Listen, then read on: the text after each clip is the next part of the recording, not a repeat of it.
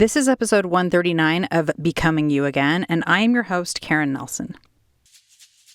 Welcome to Becoming You Again, the podcast to help you with your mental and emotional well-being during and after divorce. This is where you learn to overcome the grief and trauma of your divorce. We're going to do that by reconnecting with yourself, creating lasting emotional resilience, and living a truly independent life so that your life can be even better than when you were married. I'm your host, Karin Nelson. Welcome back to the podcast, my lovely ladies. I am so happy that you're here. Today, I'm going to be talking about breaking free of anxious dating after divorce, or like when you're separated, or whenever you decide that dating is right for you.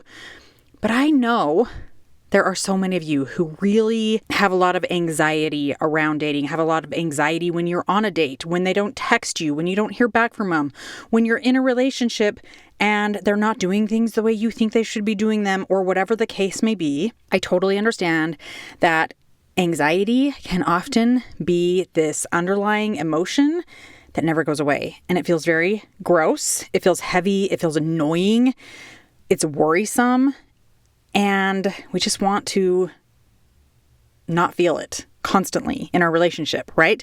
I understand that. And I think this is especially common in women who are dating after divorce because of divorce in general and what we make that mean about ourselves. And so I'm going to be talking about all this. And at the end, if you stick around, I am going to be giving you 2 things that you can start doing right now, whether you're dating or not, to help you break out of this anxiety cycle in your relationship so that you can start to feel good and calm and excited and joyful about dating, about the relationship that you might be in, about potential future relationships, whatever it might be. So let's talk about it. By the way, I'm so glad you're all here. Thank you so much for coming back and listening. The podcast continues to grow. I'm getting more and more downloads every day. Thank you so much for sharing. And if you could just take 1 minute, probably will take less than 1 minute right now, whatever podcast app you are listening to from, if you could just take 1 second right now while you have the podcast open on your app and go to wherever you click the rating and give it a rating. And if you're on Apple Podcasts, you can even leave a review. That would be amazing. That helps the podcast grow. That helps more people who are going through a divorce find the podcast, get recommended the podcast as something that they might want to listen to, as something that might help them. And honestly, it makes me feel really good when I see that you guys have rated it. And that is just amazing. So please do that. It'll just take 1 second really quickly. Even while you're listening right now, you can just do that as you hear my voice in your ear. Thank you so much. All right, so let's jump in. Here's the thing about women, about being a woman in this world, right? And I talk about this quite a lot because I think it's really important. And I think it's something that we as women need to be aware of.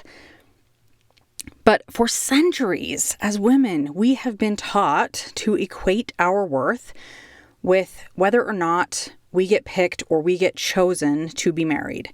In fact, I'm watching this show that I just started a little while ago. It's on Apple TV. It's called The Buccaneers, and it takes place in like the 1800s.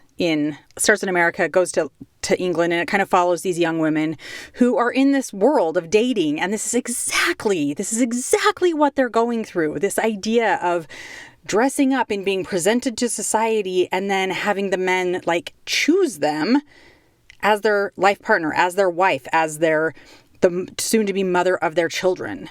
Who's going to be respectable for society? Who is going to fit the part? Who is beautiful? Who is going to present it? And people will accept her as the perfect partner, right? And so, we have been taught that part of our worth comes with that choosing. Are we chosen to be married? I mean, we have been sold with dowries and presented and paraded at these type of social parties.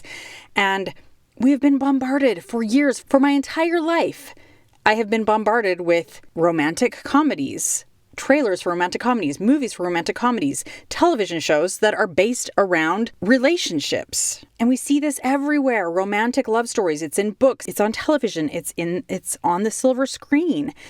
And we're kind of fed this story of if it's not a love story where the woman gets married or the relationship where they get together, then it's a tragedy. Then something has gone wrong. And historically, getting married was kind of like the one thing that women could work on and actually accomplish. Because again, for centuries, and this is just until like the last 100 years even less than that, women couldn't hold jobs. Or if they could hold jobs, it was only until they were married, or it was only until they had children, and then they were expected to be at home.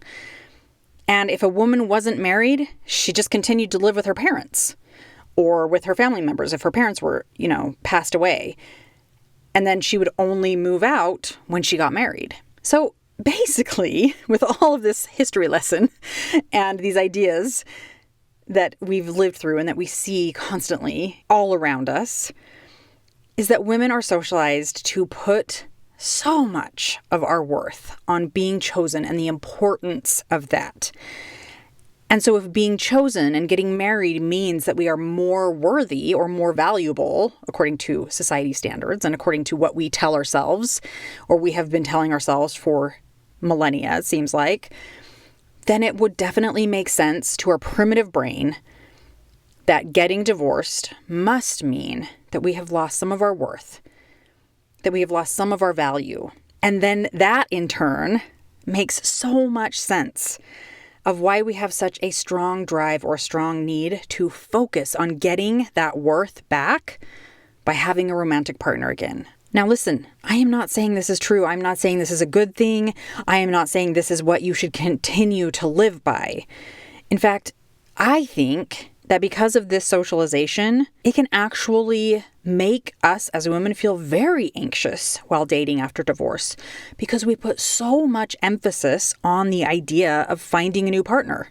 Because once we find that partner, we'll be whole again or we'll be complete again. And that kind of pressure to succeed in this way can be very high and very heavy. But I want you to know that just because you and I and every other woman in the Western world especially has been socialized to believe that our worth is given to us by our partner, by their choosing us, or by their validation of us, just because we've been socialized to believe this, it doesn't actually make it true.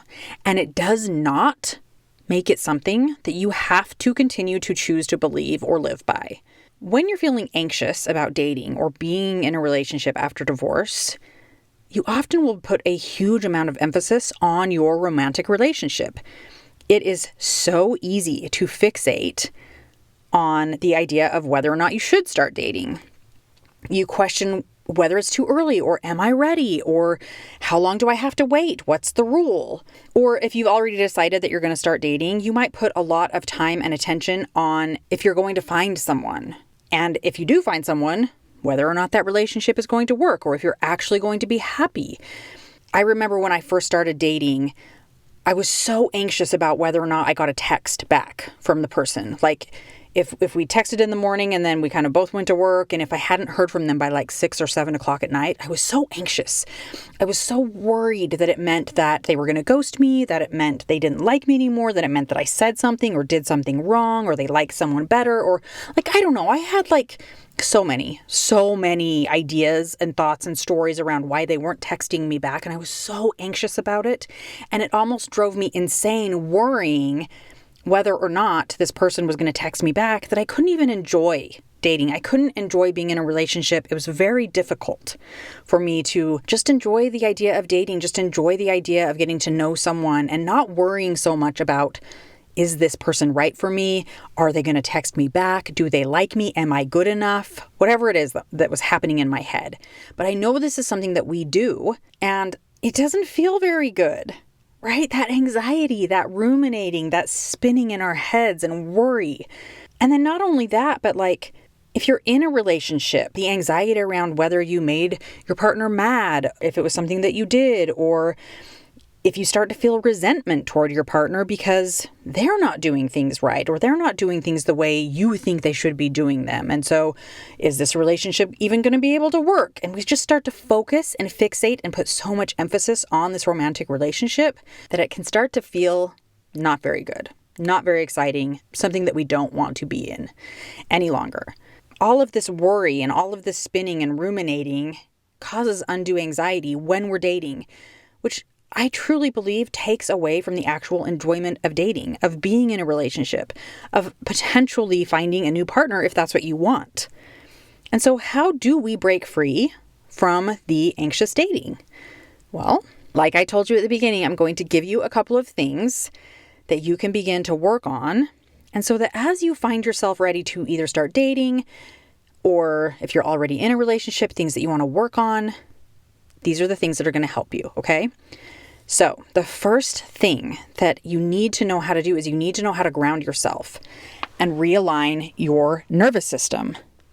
And you want to be able to do this at any time, like whether you are getting ready to go on a date and you start to feel that anxious feeling, whether you don't get a text from them, like I just explained, my example, whether you're getting ready to put yourself out there on dating sites or go to bars and meet people or talk to someone that you haven't really talked to before or whatever it is, right? Wherever you start to feel that anxious feeling, spinning, the ruminating, all of that, you need to know how to ground yourself to get out of that anxiety and into calm so that you can realign your nervous system and bring your prefrontal cortex back online.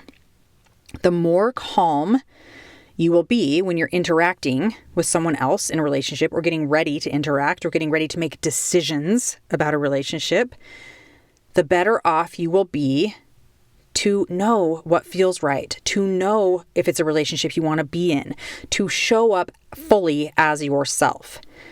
And this is not to say that you're going to ground yourself and then go on a date or text someone or whatever and not feel emotions. Not at all. You should be feeling emotions. You should be feeling happiness, joy, laughter, curiosity, excitement, even some sadness sometimes, right? Disappointment, whatever. You should be feeling those things. The goal is to get you out of anxiety and out of the overemphasizing the importance of what this relationship means about you. Because when we're in that anxiety, we make it mean if they don't text us back, we did something wrong. If they don't text us back, there's something wrong with us. We're not good enough. We're not complete. If they don't pick me, if they don't go on my date, like whatever it is, right? Whatever is happening in your potential romantic relationship or in your relationship, that anxiety tells us that we're doing it wrong, that there's something wrong with us. We make it mean something about us, and it's not true. So you need to know how to ground yourself to get out of that belief system. And if you're not sure what it means to ground yourself, or even what a grounding exercise looks like, I want you to go listen to my episode called Grounding Exercise. That's literally the title, Grounding Exercise. It's episode 130. Go listen to it. It's very simple. I walk you through an exercise that you can try out and see if it works for you. See if it feels resonant with you on being able to calm your nervous system and get you to a place in the here and now. All right. And so after you've done that, after you have something that you know you can go to ground yourself, to feel present in your body, in yourself, the next thing that I want you to start to think about is why you think you feel anxious or you think you feel stressed about this romantic relationship or about this person or about whatever it is that's going on with the dating world that you're in, right? What are you worried about when it comes to dating? What are you worried about in the relationship that you're in? What are you worried about when you don't get a text back? Like, what is the worry? What is the fear there? Write down everything that comes to mind without judging it. We're just going to write it down. We're going to get it down on paper because this is going to give you a really good idea, number one, about the socialization that you have around dating, about romantic relationships, about what you're making it mean about you. Whether or not you're in a relationship, whether or not they pick you, whether or not they're texting you, whether or not they ask you out on a second date, any of that, right? And it's also going to help you recognize the stories that are holding you back from being in a healthy relationship. Because the more in tune you are with the thoughts that are creating that anxiety within you, the easier it's going to be to work on deciding what it is that you actually want to believe. You can keep those thoughts, totally can. You can totally keep those beliefs. It's up to you. I'm not telling you what you can or should or shouldn't believe. That is always up to you. But knowing what's actually happening in your brain, knowing the thoughts that are actually coming up, that's where you get to decide, do I want to keep believing this? Do I want to keep thinking this? It's intentional. You see that? I promise you, if you work on those two things, the grounding and the figuring out what thoughts are creating that anxiety, it is going to be so much easier to break free from anxious dating. And instead, you're going to be in a position to where dating is actually fun, to where dating is actually relaxed and enjoyable. You're going to be dating either one person, many people, whatever you decide is best for you. You are going to be experiencing and allowing your romantic relationships to be exactly what you want rather than what they've been in the past. And I'm so excited for you to try this out. All right, my friends, that is what I have for you today. Let's break free from this anxious dating. It's no fun. Let's go out there and have fun dating after divorce. Thank you so much for listening. I will be back next week. Hi friend, I'm so glad you're here and thanks for listening. I wanted to let you know that if you're wanting more, a way to make deeper, more lasting change, then working one-on-one with me as your coach may be exactly what you need. Together, we'll take everything you're learning in the podcast and implement it in your life with weekly coaching, real life practice, and practical guidance. To learn more about how to work with me one-on-one, go to KarinNelsonCoaching.com. That's www.KarinNelsonCoaching.com. Thanks for listening. If this podcast agreed with you in any way, please take a minute to follow and give me a rating wherever you listen to podcasts. And for more details about how I can help you live an even better life than when you were married, make sure and check out the full show notes by clicking the link in the description.